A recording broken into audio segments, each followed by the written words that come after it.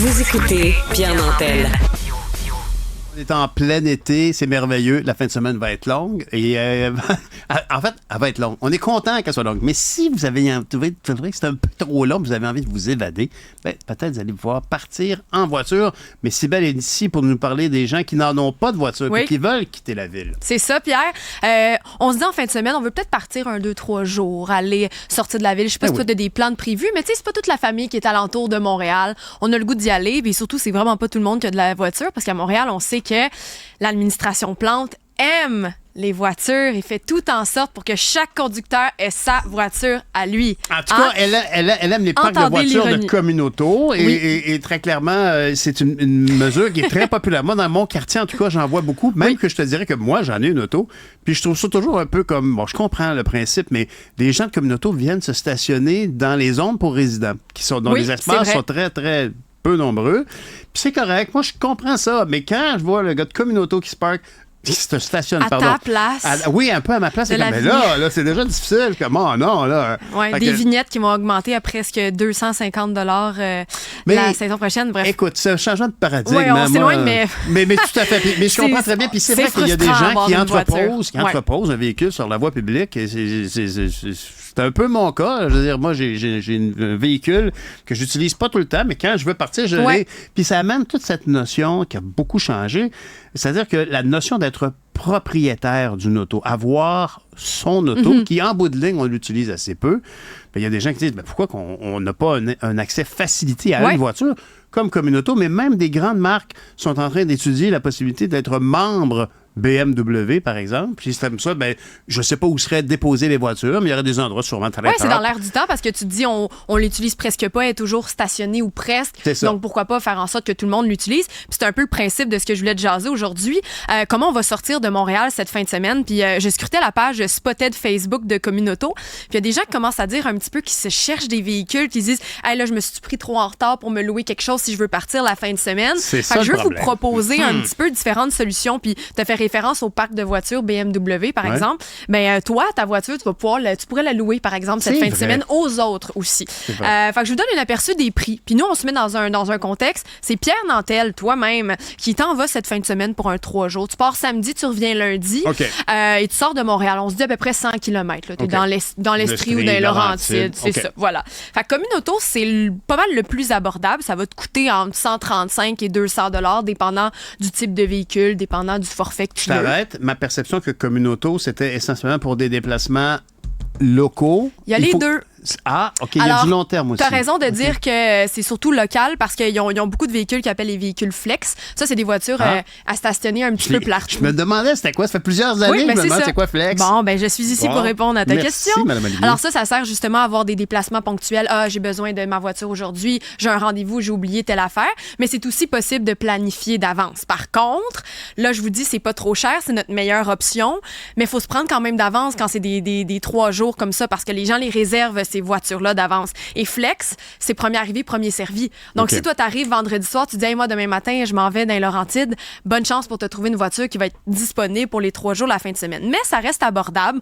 Après ça, avec taxe, on parle d'à peu près 235 $ pour les 3 jours. OK. Et quand le mot flex, c'est pas une tarification dynamique et ils augmentent pas les prix parce que la demande augmente? Ou... je pourrais pas te répondre à ça exactement. Je suis pas certaine s'ils augmentent la demande. Oui, parce que tu te dis, bon, je vais être vraiment... C'est un peu comme Uber, là, tu sais, le 31 décembre. Mais je penserais pas. Tantôt, quand je regardais, j'ai pas vu cette option-là où il me disait que ça allait coûter plus cher. C'est surprenant parce que Communauto a quand même, parce que ma perception de consommateur, c'est qu'elle est au service de la communauté. Oui, c'est pas une entreprise à but lucratif, là. Non, c'est ça. Puis on veut aussi encourager le fait qu'il y ait une plus grande flotte parce qu'à un moment donné, les gens chialaient en se disant ouais, mais on n'en a plus des flex, on n'a plus accès, il manque de véhicules. Ben là, ils vont en ajouter. Donc, à peu près 250 $ pour le week-end. Oui, c'est ça, même un peu moins, 235 pour le week-end. Tu as accès à ça. Par contre, si vous prévoyez en fin de semaine, vous vous dites qu'il est trop tard, mais que toi, par exemple, tu penses déménager la fin de semaine suivante, Pierre, à travers Montréal, ben, tu pourrais commencer à y penser tout de suite. Ça va être à peu près dans les mêmes prix aussi. Et pour ceux qui chialent un petit peu sur le manque de flotte, je voyais qu'ils ont annoncé que cet été, dans le mois de juin, juillet et août, ils vont ajouter à peu près 300 véhicules par mois. Donc, ça va en faire du véhicule à Montréal, mais tout le monde va pouvoir l'utiliser. J'ai lu que Communauto, pour moi, là, la Communauto, ça a commencé par des Toyota Yaris. Et après ça, il y a eu des Toyota Prius C, la petite station wagon un peu hybride. Et là, j'ai lu récemment qu'ils étaient en pénurie de véhicules pour abreuver le parc parce qu'ils veulent pas avoir des grosses voitures. Puis j'ai même vu un Toyota RAV4. Il faut croire qu'ils aiment beaucoup les Toyota. Mais j'ai même c'est vu... fiable. C'est ce qu'on dit. Mais oui, j'en témoigne. Mais j'ai même vu un RAV4. On est loin de la voiture urbaine là, avec un RAV4 en ville. Là. Fait que, mais il y a un problème d'approvisionnement. Fait que c'est une bonne nouvelle. Donc, on annonce 300 voitures nouvelles par mois. Oui, c'est ça. Donc, on n'aura plus à se casser la tête. Bref, ça, c'est pour le résumé. Communauto, c'est celui qu'on le connaît le plus, mais il faut se prendre un petit peu d'avance. C'est peut-être ça le bémol. Oui, il y en a d'autres. Mais tu sais, tantôt, tu disais le parc BMW, tout ça. Il y a Turo. Turo, qui est une autre entreprise qui permet aux particuliers de louer leur propre véhicule à tout le monde. Incroyable. Mais ça, c'est super pratique aussi. Tu dis, bon, moi, ma fin de semaine, finalement, moi, je pars pas, je veux te le louer mon char, Pierre, en fin de semaine. Comment ça marche? Non, mais honnêtement, ça m'intrigue c'est assez facile. beaucoup, Regardez, ça. vous le voyez juste ici. Jean-Philippe est en train de le montrer à l'écran. Tu vas sur le site, tu te crées un compte, puis tu regardes à travers Montréal qu'est-ce qu'il y a disponible selon tes dates. Ça. Il y en a plein. C'est juste que c'est un peu plus cher. Parce que justement, c'est le particulier qui loue à un autre particulier. Donc, avec l'essence, avec les assurances que tu affiches à ça, tu peux facilement monter près de 300 $ et plus. Ça, c'est pour les moins chers. Tantôt, je regardais, là, le véhicule le moins cher, il est 215 $. Mais y a-tu comme un code d'éthique? Moi, quand je loue une auto, il y a un petit sang bon accroché après le miroir, puis tout. Ah, c'est juste le gros bon sens. Donc, il faut que l'auto soit propre et utilisable. Oui, tu peux laisser tes 30 sous dans le cup à café. Ben, tu vas les laisser au propriétaire quand tu reviens. Mais oui, il y a le savoir-vivre. Mais j'ai parlé plus tôt, justement, à Communauto, puis je leur posais la question de ce côté-là. Est-ce que vous avez des problèmes avec la saleté dans les véhicules? Puis le monsieur, il me disait, ouais, ben, tu sais, la saleté, c'est un peu relatif d'une personne à l'autre. Il y a du monde qui trouve que leur char est propre quand, pour d'autres personnes, il est un petit peu dégueulasse. Je sais pas si toi, ton char, il est spick and spam, mais c'est pas tout le monde qui a la même définition. Fait que je te dirais que c'est un peu le code de conduite du gros bon sens à ce moment-là. J'hésite beaucoup à répondre à cette question. Mais c'est ça. Fait que pour Turo, c'est une autre... Bon, on le voit plus. Mais c'est une autre bonne occasion.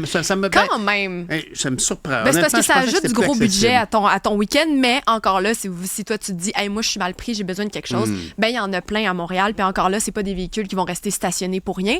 Alors, ça peut être une option. Sinon, on peut toujours aller dans d'autres types d'entreprises traditionnelles. Il y en a comme Entreprise, comme telle, qui est un site. Il y a Hertz aussi, mais ça, c'est pas mal plus cher. Là, ils en ont une tarification dynamique. Oui, c'est ça. Puis c'est beaucoup plus, là, 350 $ en montant pour la fin de semaine. 600 $ chez Hertz, parce que ça se peut que tu puisses pas le rapporter le 24, ça se peut que tu doives le rapporter un jour d'après, fait que ça te coûte plus cher. Fait que je vous dirais que quand vous êtes rendu là, ça va vous coûter pas mal plus cher. Puis sinon, il y a le bon vieil autobus. Si jamais ça te dérange pas, toi, de t'en aller en Estrie ou dans les Laurentides en autobus, ben c'est possible de le faire pour 60 $, ou 91 $, dépendamment tu t'en vas où. Mais c'est pas si cher payé. Tu as un aller-retour, puis tu t'en vas quand même à bon port. Puis s'il y a quelqu'un qui peut venir te chercher, si t'es partenaire de vacances ou la famille qu'on s'en va visiter peut venir te prendre au gars. C'est quand même poétique. Je suis arrivé, je suis à l'arrêt d'autobus, c'est-tu merveilleux? Ben oui, c'est ça. Puis tu sais, t'as le temps de lire, t'as le temps de faire d'autres choses. Donc c'est possible. Vous pouvez vous déplacer sans voiture. Puis si vous restez sur l'île, ben il y a toujours Bixi.